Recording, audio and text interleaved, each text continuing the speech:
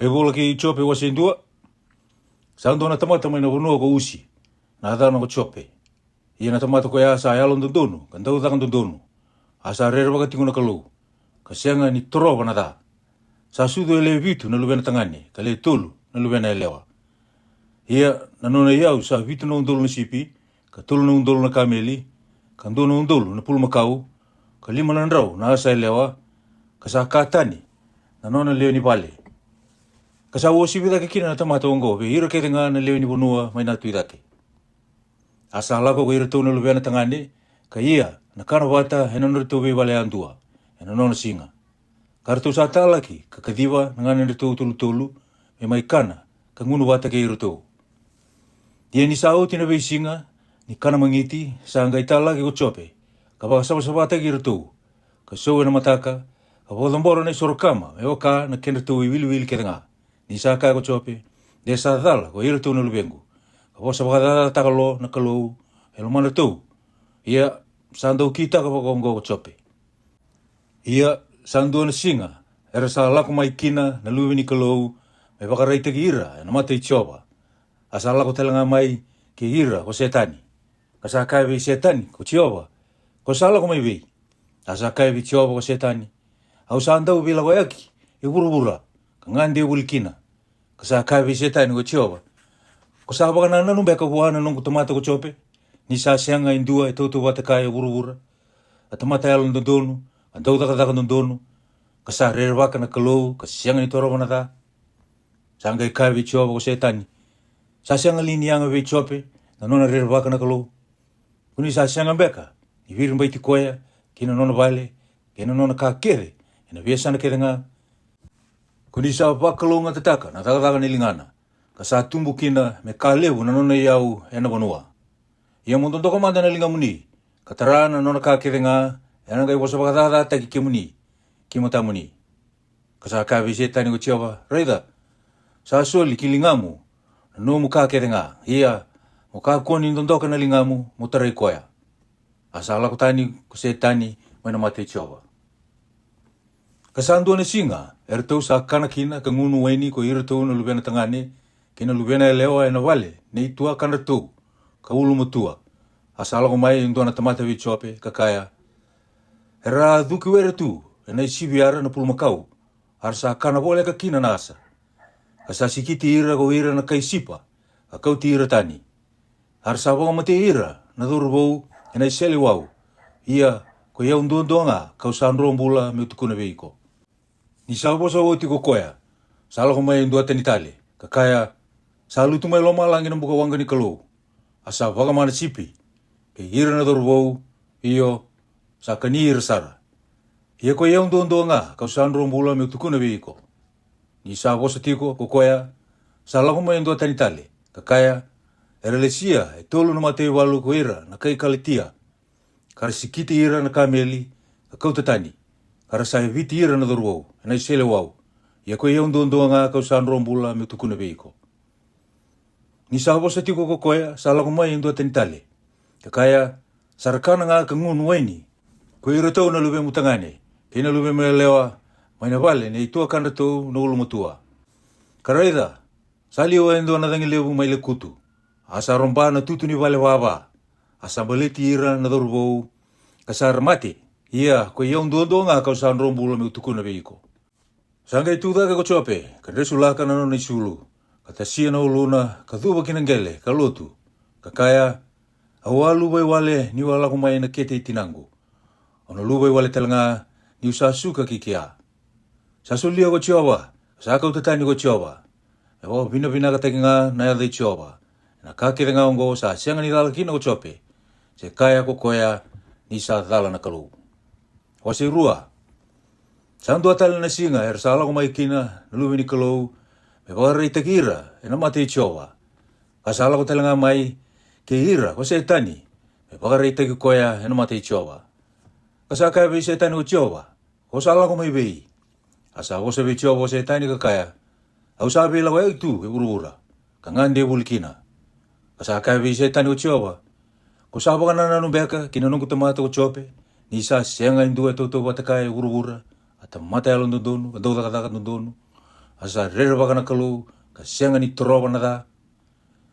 Ia ko amoi wako unge tiau, me uko urusa I koea wale ngā. Ia sa taura matua tiko ngā ko koea, nona e alon tundonu. Sa wosa vi chua wose e tani ka kaya, na isau ni kulina, na kulina. Ia, na nona ka ketha ngā na sulia na tamata me bula kina. Ia muni ntonto kamanda, na linga muni, ka tara na suina, kina lewena, e nangai wosa wakadada te ki muni ki mata muni.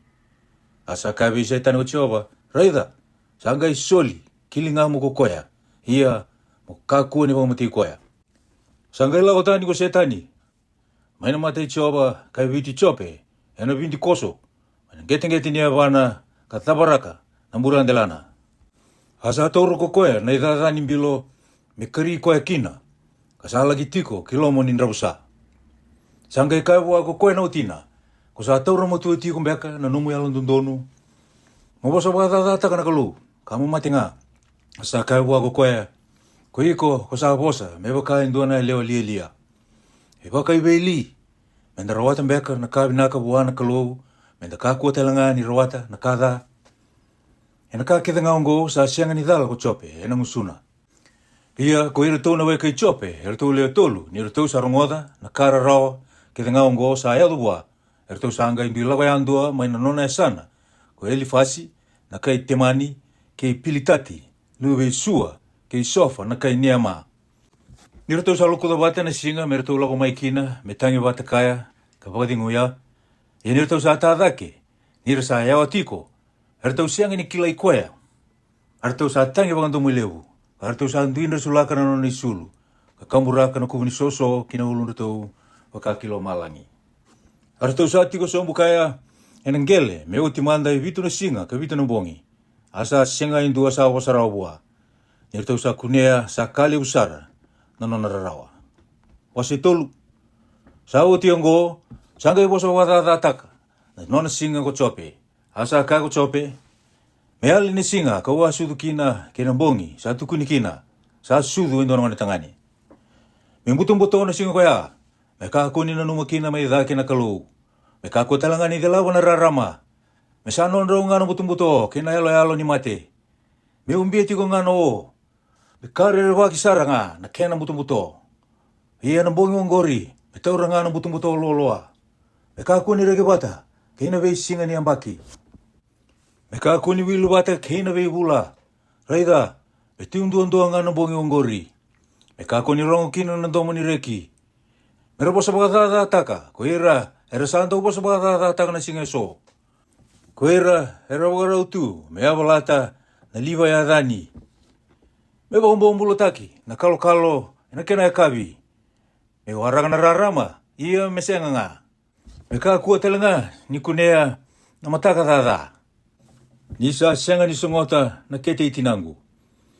Ka senga ni wunia na rarawa mai na matangu. Na dawa ka wasenga kina ni mate, ni wanga I sudu mai. Na dawa ka wasenga kina ni limba, ni usala ko mai na kete. Na dawa sa tambi yau kina, na nduruna. Kina mate ni sudu, meu suduma. Kaya wakai sengai, awangai koto wakondua indai ka senga ni oda. Kawangai mote nga, kei te wangai dengu bata. Kei hira na tui, kei hira na daun bose, kei burubura.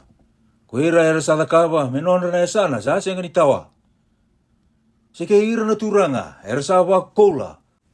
Ara sa wak sina ita na nonra bale na siliwa. Se meu toto bata, kei na lutundole, meu sa senga nga. Me wakana ngone lai, era sa senga ni kunia na rarama. Sa mundo mai kia, na nonra bei bakararawa taki na tamatada. Arsa wakadengu mai kia kuira ersa oda. Ersa wakadengu bata, mai kia kuira na bombula. Ersa senga ni rongoda na bosa, nindau bei bakasaura rataki. Ersa tiko mai kia nalalai, kena lelebu. Asa sereki na tamata mai buwa na nona turanga. Adawa, sa sulikina na rarama bei koe sararawa. Kena mbula bei koe, sa nganga na elona. Kuira ersa nganrewa meramate, kasa senga nga. Arsangu boleh ukina, kapakalai kina yau sabun itu. Ersamaro boleh bureki nirsa kunia na imbulu-bulu.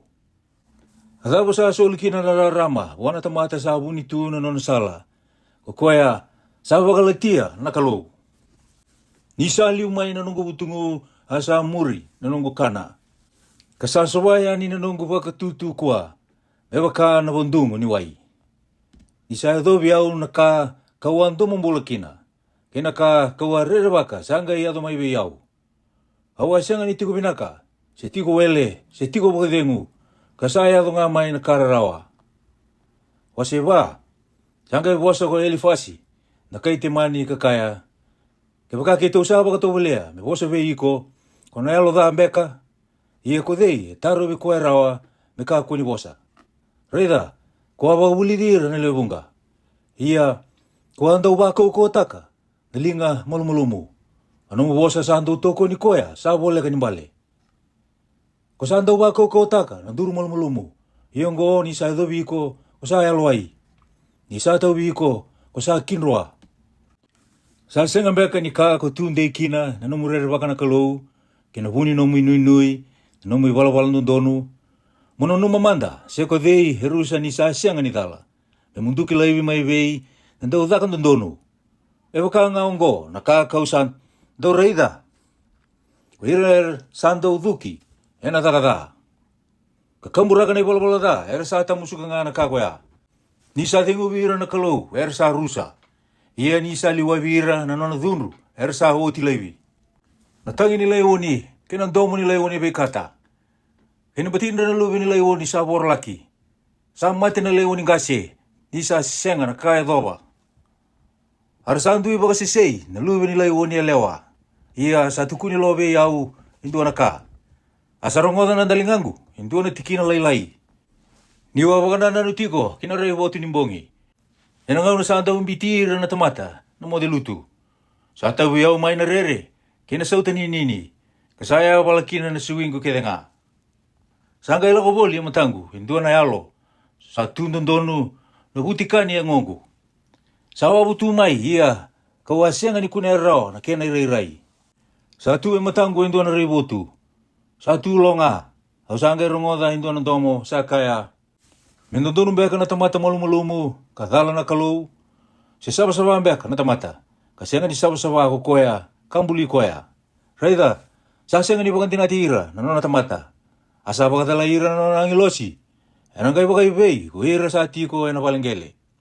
Anon reabu, na kubu ni soso. Ko sa ambutung kangi ira na sarasara. Era sa huru me mei tiko. May na mataka kaya dawa na kabi. Era sa yali lai vitunga kasenga, ena numakina. Enda utakali be ira na kendra binaka se sengai. Era sa dhimba, ia kasa senga na nonra buku. Wasi lima, mui manda na kadhi. Tindu ambeka me bia rongo mai be iko. Ia ko dei be ira, era ayalo saba-saba mongoleba. Ni saba umatea, na tamate lia na alo da. Asaba karuso ikoya, sa senga ni buku na bubu. Au sa kunea na lia, ni saba kawakana tu. Ia kawakaya pakasauri, me sa dha na nona itiko-tiko. Sa yawa, ni tiko binaka ko ira tau na lubena. Ara sa butung kangi, may na mata-mata ni koro. Asa senga indua me pangambula ira. Sa kania na kendra buata ko koe sa aviakana. Asa kau tatani may na loma ni kau boto-botoa. Asa ti loma na nonra iau ko koe sa aviangunu. Hindi na sa senga ni tumbu na dha, may na kubu ni soso. Asa senga ni tumbu may nanggele nararawa. Asa sudu nga na tamata, merarawa. May baka ni sa anda ubuka dake, na lindi ni buka. Ia ko iau ka uang ulewi ko yakina na kalou. Kau na bagalai wananongu ka uana kalou. O ko ya sa takabatiko, na kalewu ka sa sianga ni kilai rawa. Nika ebe wakurumbu itaki, sa sianga ni wilirawa. Ko ya sa wakatau na uda, kiburubura. Ka sa sulia na wai, kinabewere. Ewa tikorira, kita ke heretiko era. Mero bueti take, mero tiko binaka, kuera sanda utangi. Sabu kita ko koya na nondalo waki, na tumatang kasing-kasi. Kasasi ang kina ni kita karawa, nalinganda na ka, era singate tiko. Saduri tira na buku, ena nondang kasing-kasi. Asam bilingatani na nondalo wa, na alo bakatani. Era sa didiwa na mutu-mutu ni sa singa tu. Ara sa bakaya mo boli, era singa lebu me bakaya ng bongi. Kasaba kang bulan ng rabun-rabua, may naisele wow. May nang sunra, kaya nalinganda na kaukawa. Akaw ngo sa anu hindi kina ko koya ng rabun-rabua. Kasasong rumbu ng usuna, sa siyangan ni Dondono. Rega, sa kalunga na tamata sa abong na uto ko kuya na kalu. Akawang gawa mo kakuha kina ni Beda, ni sa pararaw teki ko kuya sa kaukawa. Ni sa pararaw taka, asa biya talenga. Sa bang mabotaka, asa bang bula talenga nilingana. Ina kararaw ono, ina bang bula iko kuya. Iya, ina kena kabitu, ina siyangan na dami tawiko. Ni santa usinga, ina bang bula iko, may na mate. Ina ibalu talenga, may na kaukaw ni siliwaw. Kono punitaki, may na kaukaw ni bosa. Iya ni sala kumay na beborusay, kono siyangan ni rerbaka. Kono rerbaka, na beborusay kina daw singa. Kono siyangan talenga ni rerbaka na manumanu ni bonua. Nindaw na to bata, kina bebatu ni bonua. Karena bebi nakati kay kono manumanu ni bonua. Iya kono kila talenga ni nasautu na numubale. Iya kono taleba na numitiko-tiko, kana siyangan na kaya alikina. Kono kila talenga ni rana lebunga na lubemu. Ina nomu kawa, ina wakana dhoni bunua. Kono yado, kina nomu imbulu-mbulu, di kusanga sa pinakamay. May wakana iba usilasa ya umay, ina kena ngona. Redongo ke ito usanga nga kasaba ka kina. Murungoda kakila talenga, mo binakakina. Ameni.